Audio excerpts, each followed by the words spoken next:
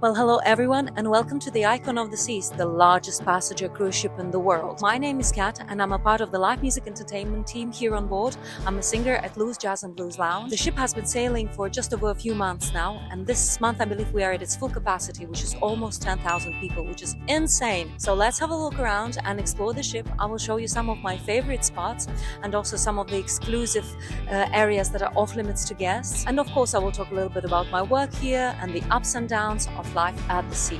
Let's go. So what makes Icon so special? Well, first, it's the lead ship. In the new Icon class ships, a significant upgrade to Royal Caribbean previously most popular Oasis class ships. It is powered by liquefied natural gas, which is also the first vessel in the Royal Caribbean fleet to use this technology. And the ship can host up to 10,000 people, which is, completely crazy. It's like a little village floating on water. Now it has 20 decks and is divided into different areas that are called neighborhoods here. Let's have a look inside, and let's start with the very bottom of the ship, or as I call it, the Narnia, which is everything that's below the access to the passengers. I will show you a little bit where I live and some of the crew areas. So let's go. Now, although I have a guest entertainer status, I'm still just an ordinary crew member, and unfortunately, I don't get to live in a fancy cabin. My cabin is called single share, meaning it's a single cabin, but I share the shower with another female crew member. But I have quite a lot of privileges on board, such as being allowed to be in all the passenger areas without a name tag. I can eat in all the passenger areas, not just only in the crew mess. Nevertheless, I must say that this ship has some really nice crew areas. We have a nice cafe where you can chill and get some coffees and fancy protein smoothies, a karaoke bar, and of course there's a proper crew bar to get a few beers after work. And occasionally we even have these big parties in the music hall, and they are always so much fun. Now, a few of my friends and colleagues have asked me about how I got this job on the Icon. And honestly, it was a bit of a luck. I did 2 short contracts on Princess Cruises before. I will leave the link to my Alaska vlog in the description below. And then later, I got connected to a band who were looking for a vocalist. I found them on Facebook, basically. And we were offered a contract on the Harmony of the Seas. But then once we were there, they've immediately changed our contract.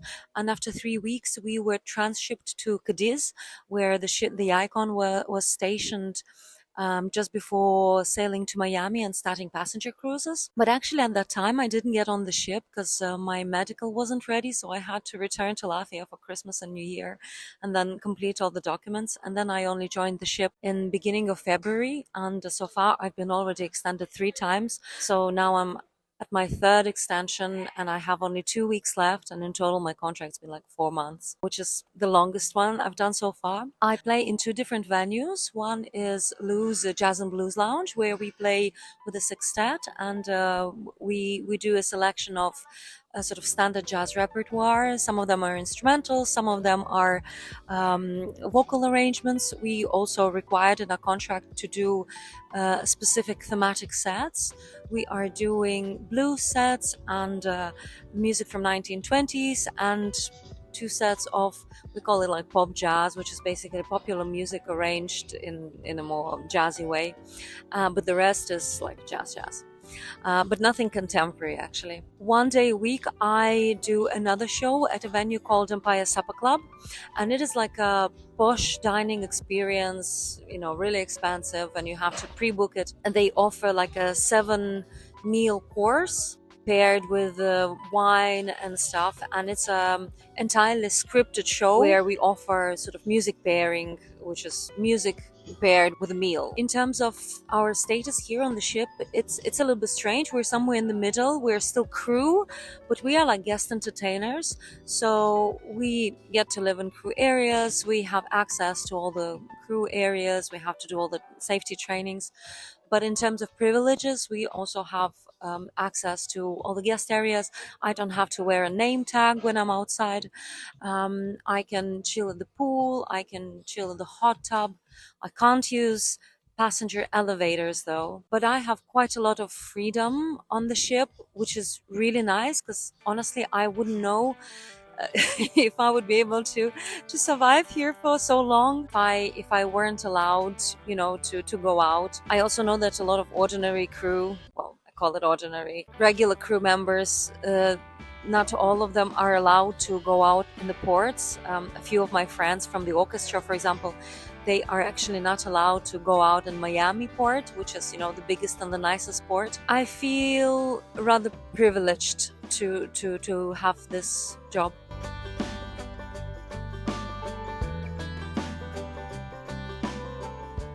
As I mentioned before, the ship is really easy to navigate. There are two main sets of lifts that divide the ship into three sections, and most of the indoor entertainment is located between decks 3 and 8, and then starting from deck 15 onwards. On deck 4, we have a huge Royal Theatre, which is currently showing the Wizard of Oz production. Now, I went to see the production, and I must say, I was really impressed. The cast, the dancers, the orchestra, and of course the aerial elements, they just had a super wow effect. And nearby is a music hall, which is being used for various events and performances during the day and as a nightclub in the evening. Now, not surprisingly, but the ship also has a casino on board. But what is surprising is that passengers are actually allowed to smoke inside the casino. Well, anything that brings more money is allowed, And at the aft of the ship, there is a huge 3-level dining hall connecting decks 3, 4, and 5.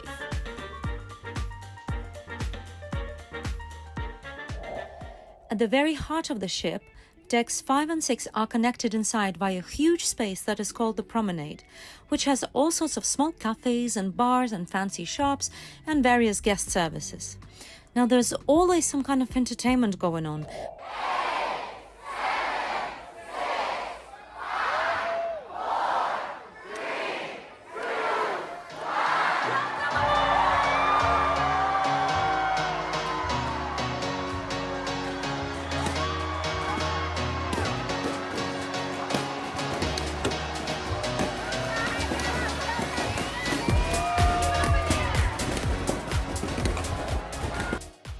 Now, around deck 5, there is a jogging track with some open-air terraces, and I often come here just to escape the crowds and do some work on the laptop while also getting some fresh sea air. The front of the ship offers a large and very equipped fitness center where I also spent quite a lot of time. At the back of the ship, there's a sports bar and a space called Absolute Zero with an ice skating performances happening every day. Now, a few years ago, if somebody told me that it is normal to have an ice skating venue on the ship, I would have never believed. But apparently it is quite common, especially for Royal Caribbean ships. Well, now that I have been here long enough and I have settled into a certain routine, I can say that although that my job is rather privileged, I only work in the evenings and I have one day off every week, and the ship is really amazing, but I still had my low moments. First of all, when I arrived, I had to learn so much of new music and complete all the in-person and online safety trainings. I was just completely overwhelmed with the amount of information, and unfortunately, I somehow happened to have huge arguments with my band. I am the only female, and they're all like older men from the US, and I think we had a lot of cultural and gender and age just clashes, and I can say I've experienced some proper toxic masculinity behaviors that I've never experienced in my life. So I was just I just didn't know how to deal with it, and kind of the only way to get out of it was just to maintain as little contact as possible, which made me really feel like like an outsider in a boys' club. Life on the ship can be really lonely. Although you're surrounded by so many people constantly every single day, we have to maintain very little personal contact with passengers, and stay professional at all times. In terms of forming any kind of friendships with other crew members, it's always hard because that people come and go, so you always have to take that into account. So loneliness can be a big thing, definitely. And lastly, I think being in a confined space for long enough is always tricky if you are a person like me who loves, freedom and who is used to constant traveling and, being your own boss. And I don't go out much. I only go out in Miami port. I actually am not enjoying all the other ports, Honduras, the smaller islands, Coco Cay, Mexico ports, Cozumel and Costa Maya. And, they're not my favorite. I don't feel particularly safe there. And like today, I'm filming in Honduras, and the quality of air is just appalling. It is. I don't know if it's even safe to be outside. I think they're burning something, and I could smell the burnt air even in my cabin when I woke up because of the air conditioner and how it all works. So, you know, it's not always the best experience, but at some point, because of being in a confined space for too long, I started having recurring migraines. I went to the medical, and they have offered me really, really strong painkillers, after which I could not sleep for entire night. I don't know what was in those pills, but I do not recommend them. So I'm sort of taking care of myself by, having a really, really strong routine where I sleep a lot, where I exercise religiously. I try to eat good food and have as little alcohol as possible, even when I'm tired. I'd rather go and chill, at midnight in the hot tub, than go to a crew bar. I also regularly go to massages here on board because of the gym. I get really tense, and because of the performing in high heels every day, that messes up my posture and stuff. So I think it has definitely taught me the fact that even though this life here can seem pretty easy, you don't have to worry about cooking every day. You don't have to worry about paying rent, and everything is kind of prepared for you. You have a certain schedule. You don't really have to think about anything. But it is very easy to get into, you get into a lonely place, and so important to take care of yourself every single day, all the time.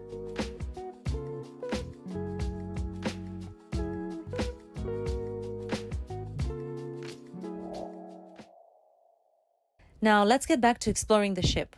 We are now on deck 8 in the neighborhood called the Central Park, and it is an open plan green space with various restaurants and cafes, and also Lou's Jazz and Blues Lounge where I perform in the evenings. Sometimes there are also other performances scheduled here during the day, such as string quartet, for example.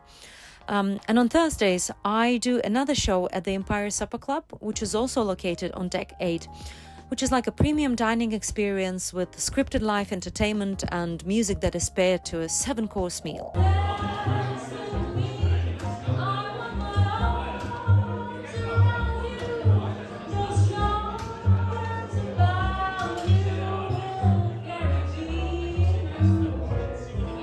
At the back of the ship, there is a huge entertainment area for children called the Surfside, which also features cafes and shops and carousels and all sorts of kids' entertainment.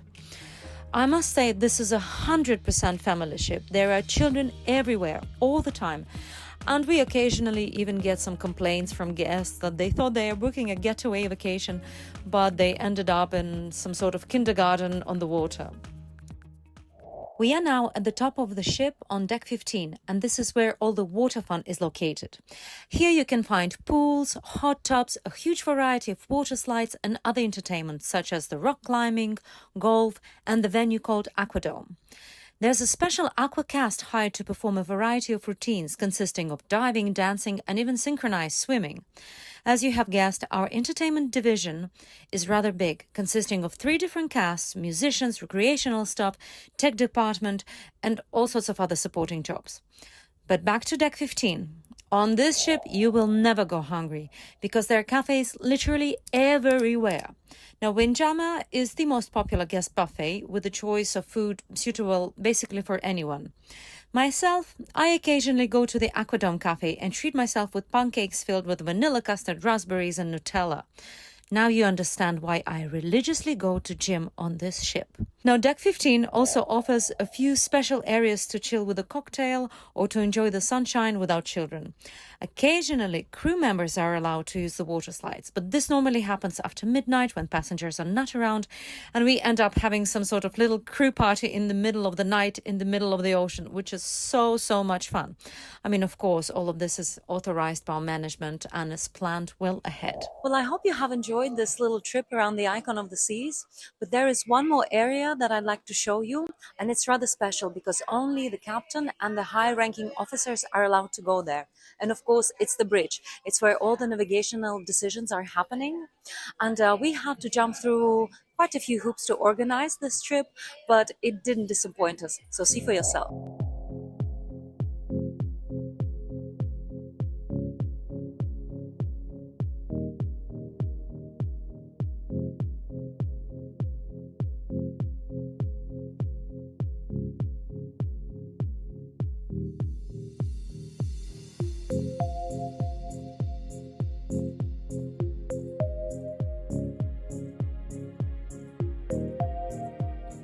Well, this is truly a wonderful ship, and while it's still shiny and new, make sure you book that next cruise.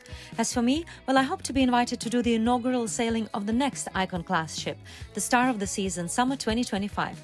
But for now, I'm looking forward to finishing my current contract and have a relaxing summer back in Latvia, where I plan to finish writing material for my second album and then doing some traveling in Asia over September. I will be back on the Icon in October for another 3-4 months. And who knows, maybe I'll see you there.